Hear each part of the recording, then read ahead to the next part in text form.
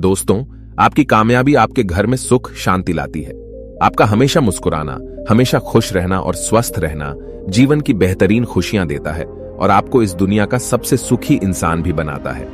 आज की जो कहानी मैं आपको सुनाने जा रहा हूं, इस कहानी में सारी दुनिया का ज्ञान समाहित है और सभी मुसीबतों का समाधान भी है। इसलिए इस कहानी को आप अंत तक जरूर देखिएगा। बहुत समय पहले की बात है। एक छोटा सा नगर था। उस नगर में एक बहुत ही धनी सेठ रहा करता था। उस धनवान सेठ के पास कहने को सब कुछ था, किसी चीज की कोई कमी नहीं थी। उस धनवान सेठ ने अपने जीवन में बहुत बड़े बड़े मुकाम हासिल किए थे। उसने अपने जीवन में कई सफलताएं प्राप्त की थी। वह जिस नगर में भी व्यापार करने जाता, वहां पर भी उसे सफलता मिलना निश्चित था। वह अपने जीवन में कभी भी हारा नहीं था। उसका व्यापार भी खूब जोरों शोरों से चल रहा था। उसके पिताजी ने उसे ऐसी 4 बातें बता रखी थीं, जिसका वह नियमित पालन किया करता था और उन्हीं बातों का अनुसरण किया करता था। और उन्हीं बातों की वजह से उसका जीवन बड़ा ही सुखमय था। वह जीवन के हर क्षेत्र में सफल था। ऐसे ही काफी समय बीत गया और अब वो धनवान सेठ काफी बूढ़ा हो चुका था। अब उसे लगने लगा था कि मेरी मृत्यु बहुत नजदीक है, मेरी मृत्यु कभी भी हो सकती है। और वह जानता था कि उसका बेटा बहुत भोला है, बहुत नादान है, उसे अभी दुनियादारी की समझ नहीं है। इसलिए उसने अपने बेटे को अपने पास बुलाया और अपने बेटे से कहा, बेटा, मैंने अपने पिताजी से 4 बातें सीखी थीं और उन्हीं बातों को मैंने अपने जीवन में उतारा। उन्हीं के अनुसरण की वजह से आज मैं अपने जीवन में इतना सफल हूं, अपना जीवन सुखमय पूर्वक बिता रहा हूं। उन्हीं बातों की वजह से आज मैं इतना सुखी हूं, संतुष्ट हूं और इतना धनवान हूं। ना ही कभी मुझे कोई बीमारी हुई और ना ही मुझे कभी कोई धन की कमी हुई। और तुम देख ही पा रहे हो कि मैं इस नगर का सर्वश्रेष्ठ धनवान हूं। लेकिन आज मेरे पास जो कुछ भी है, मैं उससे संतुष्ट हूं, मैं खुश हूं। लेकिन मैं चाहता हूं कि तुम मुझसे भी आगे बढ़ो। तुम और नाम कमाओ, तुम और धन कमाओ, लोग तुम्हारे बारे में जाने, तुम्हें पहचाने, क्योंकि हमारा समय कुछ और था और तुम्हारा आने वाला समय कुछ और ही है। उस धनवान सेठ ने अपने बेटे को अपने और करीब बुलाया और उससे कहने लगा, बेटा, आज मैं तुमको दुनिया की ऐसी 4 महत्वपूर्ण बातें बताने जा रहा हूं जो मुझे मेरे पिताजी ने बताई थी और इसी के कारण आज मैं इतना सफल हूं। यदि तुमने इन सभी बातों को अपने जीवन में उतार लिया, इनका नियमित तौर पर पालन किया, इनका अनुसरण किया, तो तुम भी अपने जीवन में बहुत धनवान बन जाओगे, अपने जीवन को बहुत सुखमय तौर पर बिताओगे। इन बातों के अनुसरण से न तो तुम्हारे घर परिवार में कोई दुख आएगा और न ही तुम्हारे व्यापार में कभी कोई परेशानी उत्पन्न होगी। इतना कहकर धनवान सेठ अपने बेटे को 4 बातें बताना शुरू करता है। वह कहता है, बेटा, सबसे पहली बात है काम पर छांव में जाना और छांव में आना। दूसरी बात, अपने घर के चारों तरफ चमड़े की बाड़ रखना। तीसरी बात, हमेशा खाने को मीठा करके खाना। और चौथी बात, अपनी पत्नी को हमेशा बांध कर रखना। इतना कहकर वह धनवान सेठ अब निश्चिंत हो चुका था। वह यह जानता था कि उसका बेटा बहुत भोला है। वह अपने पिता की बात अवश्य मानेगा और इन सभी 4 बातों को अपने जीवन में उतारेगा और इनका अनुसरण भी करेगा। देखते देखते कुछ महीने बीत गए और फिर एक दिन धनवान सेठ मृत्यु को प्राप्त हो गया। अपने पिता की मृत्यु के बाद उस धनवान सेठ के बेटे ने उन सभी 4 बातों को एक कागज पर लिख लिया ताकि वह उन्हें भूल न जाए और उन्हीं बातों को वह अपने जीवन में उतारने लगा। उन 4 बातों का अनुसरण करने लगा। सबसे पहली बात जो उसके पिता ने उससे कही थी, छांव में जाना और छांव में आना, तो उसने अपने घर से लेकर अपनी दुकान तक पूरे रास्ते पर एक टेंट लगवा दिया, क्योंकि उसके पास पैसा तो बहुत था और उसे कोई रोकने वाला भी नहीं था। जब भी कोई उससे पूछता कि आखिर तुमने ऐसा क्यों किया, तो वह उसके जवाब में बस इतना ही कहता कि मेरे पिताजी ने मुझसे ऐसा ही करने को कहा है। इसके बाद उसने अपने पिता की अगली बात का अनुसरण किया। उसने अपने घर के दोनों तरफ चमड़े की एक दीवार खड़ी करवा दी। इसे देखकर आसपास के लोग बहुत क्रोधित हो गए। वे लोग उससे झगड़ा करने पर भी उतर आए। कई लोगों ने तो यह तक कह डाला कि आखिर तुमने ऐसा क्यों किया, चमड़े की बाड़ तुमने क्यों खड़ी करवा दी, चमड़े से बहुत बदबू आती है और इससे हमें तकलीफ होती है, इसे आज ही निकलवा दो। लेकिन कोई उसका कुछ भी ना बिगाड़ सका, क्योंकि उसके पास बहुत पैसा था। इसलिए कोई भी व्यक्ति उसका ज्यादा समय तक विरोध न कर सका और उसने भी मन बना लिया था कि वह अपने पिता की सभी बातों को पूरे दिल से मानेगा। उसके पिता ने उसे तीसरी बात कही थी, खाने को मीठा करके खाना। जिस कारण वह अपनी पत्नी से हर रोज खाने में कुछ मीठा ही बनवाता था। कभी सेवियां, कभी खीर, कभी हलवा तो कभी मिठाइयां। हमेशा यही सब खाता रहता। और उसके पिता ने उसे चौथी बात कही थी, अपनी पत्नी को हमेशा बांध कर रखना, जिस कारण वह हर रोज अपनी पत्नी को रस्सी से बांध कर रखता था। ऐसे ही कई दिन बीत गए और देखते ही देखते अब वह सेठ के बेटे का जीवन धीरे धीरे बर्बाद होने लगा था, क्योंकि उसने अपने पिता की सभी बातों का गलत मतलब निकाला था और वह उसी के अनुसार उनका पालन कर रहा था। देखते देखते उसका उतना बड़ा व्यापार अब ठप होने लगा था। उसके यहां पर ग्राहकों की संख्या कम होने लगी थी, क्योंकि जब उसका मन करता तब वह दुकान जाया करता और जब उसका मन करता तो वह दुकान से वापस घर लौट आता। उसका अपने पिताजी के इस कारोबार में मन नहीं लगता था। इस कारण उसके सारे ग्राहक अब उससे नाराज होने लगे थे। उसके सारे ग्राहक अब एक एक करके उस दुकान को छोड़ते चले जा रहे थे। इसी कारण उसका पूरा व्यापार अब ठप हो चुका था। जिस व्यापार को खड़ा करने में उसके पिताजी ने खून पसीना एक कर दिया था, उस व्यापार को उसने कुछ ही महीनों में पूरी तरह से बर्बाद कर दिया था। अब उसका धंधा बहुत कम हो चुका था, जिस कारण वह बहुत परेशान रहता था।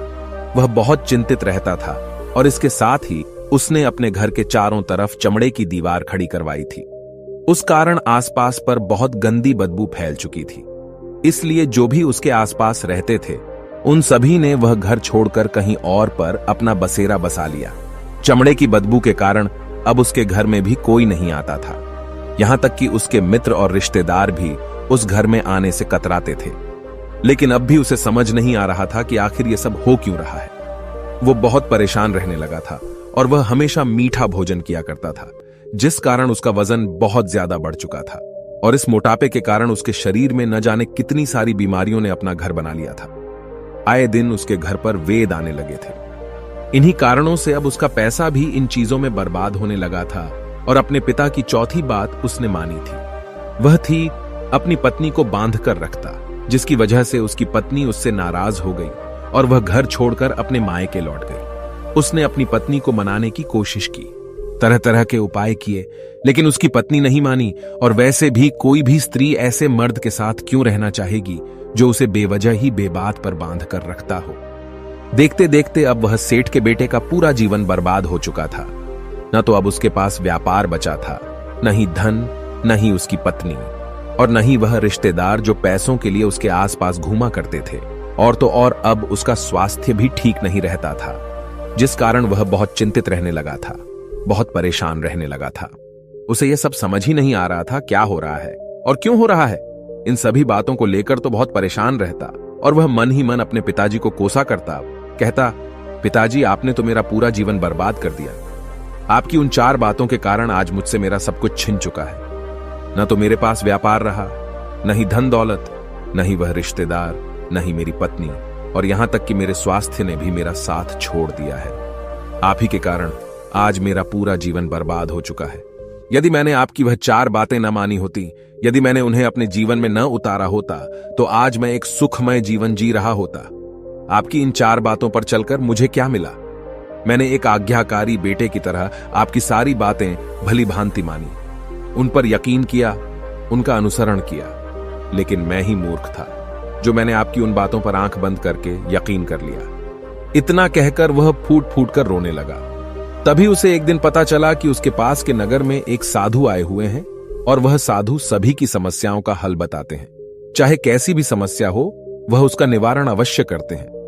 यह सुनकर उसने सोचा कि चलो एक बार मिलकर देखता हूं, हो सकता है कि मेरी भी समस्या का समाधान मुझे मिल जाए। इस आशा के साथ वह उन साधु के पास पहुंचा। वहां पहुंचकर सीधा उनके चरणों में जा गिरा और जोर जोर से रोने लगा। वह कहने लगा, हे गुरुवर, अब आप ही मुझे बचा सकते हैं। मेरे पिताजी ने तो मेरा पूरा जीवन बर्बाद करके रख दिया।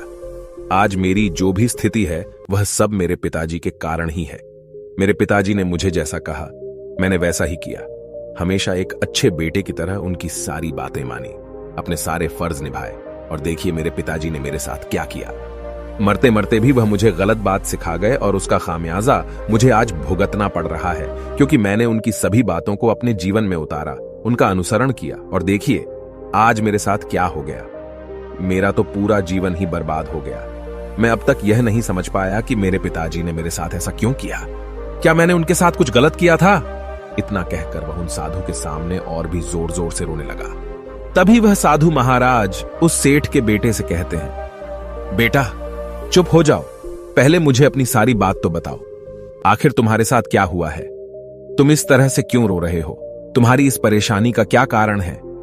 उन साधु के इतना कहने पर उस सेठ के बेटे ने पर्ची उन साधु के हाथ में रख दी, जो उसने अपने पिता की मृत्यु के बाद लिख रखी थी, जिसमें उसने अपने पिता की चारों बातें लिखी थी।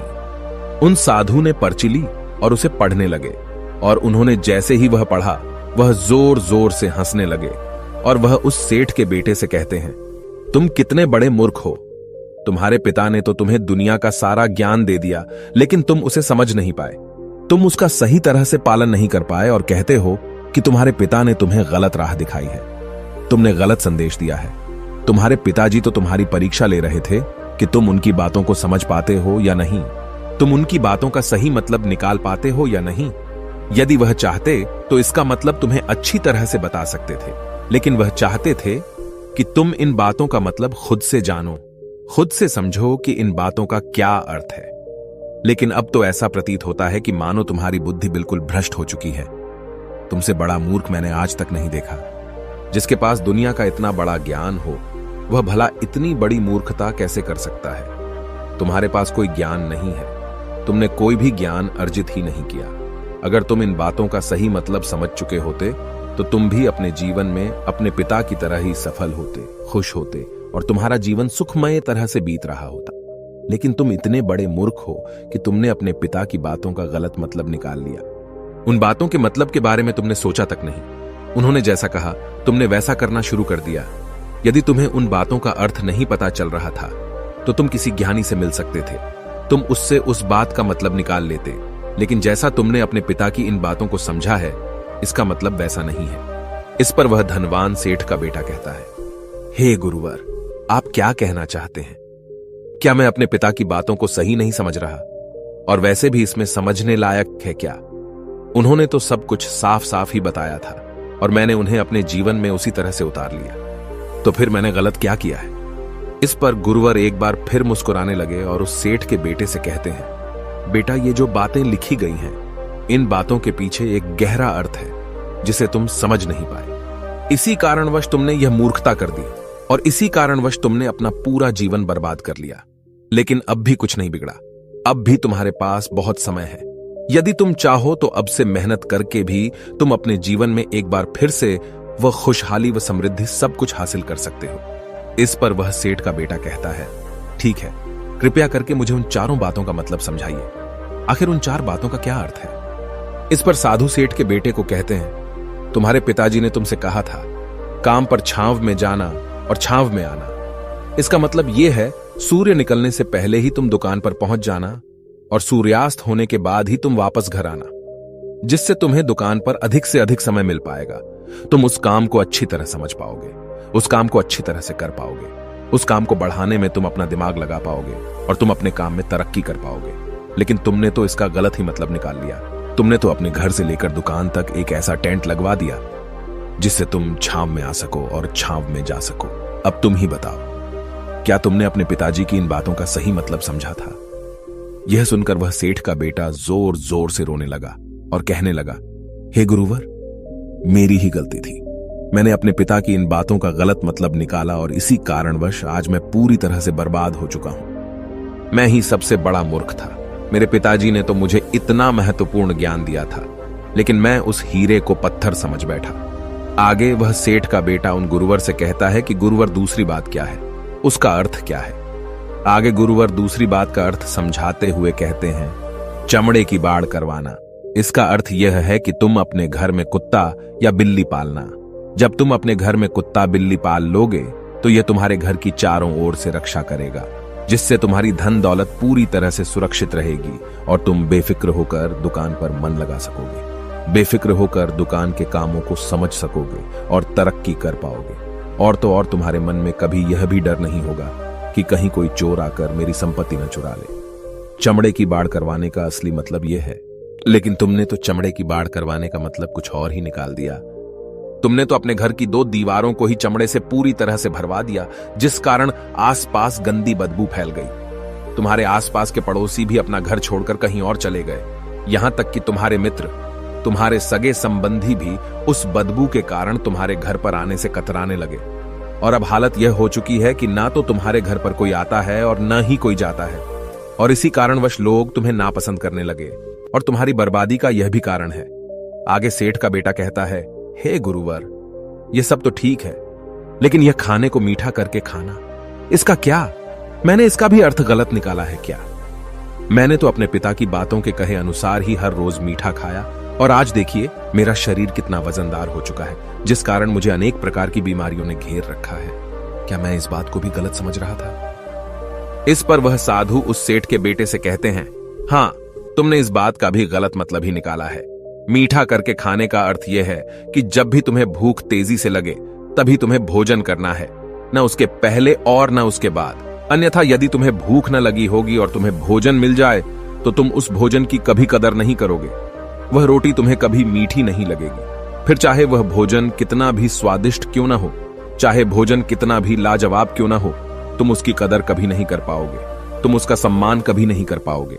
किंतु जब एक व्यक्ति को जोरों की भूख लगी होती है तो उसके सामने यदि तुम सूखी रोटी भी रख दो तो भी वह उसके लिए किसी पंचमेल से कम नहीं है। वह उसे प्रेम पूर्वक खाता है, उसका आदर करता है, उसका सम्मान करता है, और वह रोटी उसे मीठी लगती है। इसीलिए तुम्हारे पिताजी ने यह कहा था कि भोजन मीठा करके खाना, जिससे तुम्हारा स्वास्थ्य भी अच्छा रहेगा।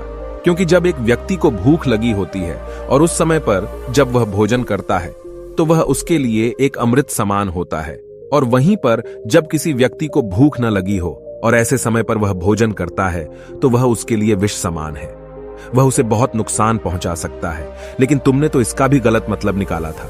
तुम हर रोज मीठा खाने लगे, जिस कारण तुम्हारा वजन बढ़ने लगा, और इसी कारणवश तुम्हारे शरीर में अनेक रोग ने अपना घर बना लिया और यह तुम्हें मृत्यु के करीब ले जा रहा था। इसलिए आज से जब भी तुम्हें जोरों की भूख लगे तभी भोजन करना तुम्हारे लिए अत्यधिक फायदेमंद होगा और तुम्हारे शरीर को हमेशा निरोगी बनाने में तुम्हारी मदद करेगा। और जब भी तब भोजन की आवश्यकता न हो, तुम्हें भूख न लगी हो, ऐसे समय पर भोजन कभी ना करना। यह तुम्हारे लिए बहुत नुकसानदायक साबित होगा। और यही तुम्हारी तीसरी गलती थी, जिस कारण तुम्हारा पूरा जीवन बर्बाद हो रहा था। आगे सेठ का बेटा कहता है, चौथी बात तो बिल्कुल साफ लिखी गई है, अपनी पत्नी को हमेशा बांध कर रखना, तो इसका अर्थ भी कुछ और है। क्या मैंने इसका भी गलत मतलब निकाला है? इस पर साधु कहते हैं, हां बेटा, अपनी पत्नी को बांध कर रखने का अर्थ यह नहीं है कि तुम रोज रस्सी से बांध कर रखो, बल्कि इसका अर्थ तो यह है कि जब भी तुम दोनों के बीच में कोई आपसी मतभेद हो जाए, कुछ नोक झोंक हो जाए, तो तुम अपनी पत्नी पर हाथ मत छोड़ना। जब तक एक स्त्री का पति उसके साथ रिश्ते में बंधा होता है तो वह अपने रिश्तों में बंध जाती है और वह अपने रिश्ते को पूर्ण तरीके से निभाने का हर मुमकिन प्रयास करती है। और ऐसे समय पर यदि तुम्हारे बीच कुछ नोक झोंक हो जाए, कुछ गलतियां हो जाए, और ऐसे समय पर तुम उस स्त्री का हाथ नहीं छोड़ते, तो वह तुम्हें छोड़कर कभी नहीं जाएगी। लेकिन इसका अर्थ यह भी नहीं है कि तुम अपनी पत्नी पर अत्याचार करो, बल्कि तुम्हारे पिताजी यहां पर कहना चाहते थे कि जो भी कोई व्यक्ति तुम्हारे साथ किसी रिश्ते में जुड़ा हुआ है, उसे अपने रिश्ते में इस तरीके से बांध लो कि वह तुम्हारे साथ झगड़े और नोक झोंक के बाद भी नुकसान न पहुंचा सके, वह तुम्हारे साथ कुछ गलत न कर सके और तुम्हारा फायदा न उठा सके। अपने रिश्तों को हमेशा बांध कर रखना, उन्हें खुला मत छोड़ना, अन्यथा वह तुम्हारे हाथ से फिसल जाएंगे। और हम में से अधिकांश लोग अपने जीवन में यही गलतियां करते हैं और अपने नए रिश्तों को कभी समय नहीं देते, जिस कारण उनका रिश्ता उतना मजबूत नहीं हो पाता, और इसी कारणवश वह अपने रिश्ते से हाथ धो बैठते हैं। और यही गलती तुमने भी की। तुमने तो अपनी पत्नी को बांध कर रखा था, तो भला वह तुम्हें कैसे माफ कर सकती है? और यही कारण है कि वह तुम्हें छोड़कर चली गई। तुमने जो अपनी पत्नी के साथ किया वह माफी के लायक नहीं है, लेकिन तुम्हें अपनी पत्नी से माफी मांगनी चाहिए, क्योंकि तुमने गलत किया है। इसलिए जाओ और अपनी पत्नी से माफी मांगो, उसे वापस घर लाओ। और यही वह 4 बातें थीं जो तुम्हें तुम्हारे पिता ने समझाने का प्रयास किया था, लेकिन तुमने इन सभी बातों का गलत मतलब निकाला, और इसी कारण